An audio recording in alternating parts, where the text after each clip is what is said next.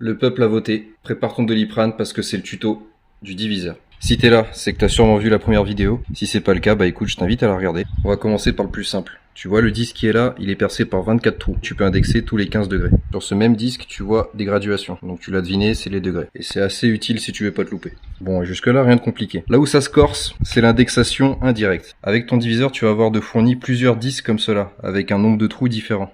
Tu vas utiliser l'indexation indirecte à chaque fois que tu auras une division à faire qui n'est pas un multiple de 15 degrés. On va reprendre l'exemple de ma dernière vidéo avec 29 divisions. Et tu vois que 360 divisé par 29, ça fait pas un nombre entier. Ça fait 12 et des brouettes. Et c'est bien pour ce genre de cas que l'indexation indirecte est vachement utile. Ce qu'il faut savoir, c'est que quand tu fais un tour de manivelle ici, tu te déplaces de 1/40e de tour à ce niveau-là. Ta formule pour calculer, elle va être super simple. Ce sera plus la mécanique qu'il y a derrière, tu vas comprendre. Tu vas diviser ton rapport de démultiplication par le nombre de divisions que tu as envie de faire. Donc dans mon cas, 29. Tu divises ça, ça va te donner 1,379 de tête, je suis super fort. Qui veut dire que notre petite manivelle, là, on va devoir la tourner 1,379 fois par division. Et t'imagines bien que c'est pas possible, donc je vais te montrer comment on fait.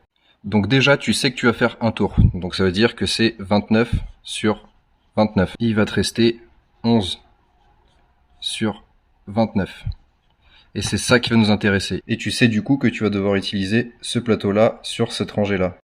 Dans le cas où tu ne trouves pas le nombre de trous qu'il te faut sur les plateaux, tu retournes voir ton magnifique tableau et tu vas chercher un multiple de ça. Ton 11/29e, par exemple, on va devoir le chercher en 22/58e. Bon là, le 29, il existe, t'as compris, mais dans le cas où tu le trouves pas, tu multiplies par 2 ou par 3, ou des fois même tu peux le diviser par 2 ou par 3, et tu fais ça jusqu'à trouver un nombre de trous qui existe sur tes disques à trous. Normalement, tu devrais toujours t'en sortir avec tout ça. Donc on prend le disque qui nous intéresse et on vient le pouiller à sa place. Ensuite, tu viens installer ces espèces de pattes chelous. Faut savoir que ces trucs-là, ça s'appelle des alidades. Alors c'est un nom vachement marrant, mais c'est beaucoup moins marrant à l'utiliser. C'est en fait avec ces alidades que tu vas devoir caler le 11 sur 29. Tu vas pouvoir ouvrir ou fermer l'angle qui est ici.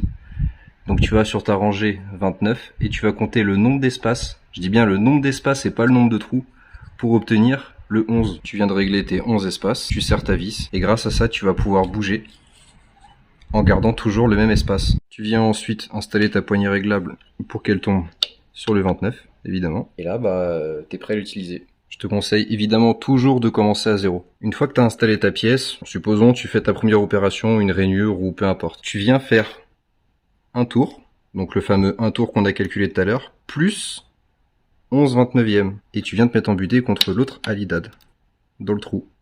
Tu fais ton opération, il te reste plus qu'à décaler tes alidades pour avoir la deuxième division. Tu fais ton opération.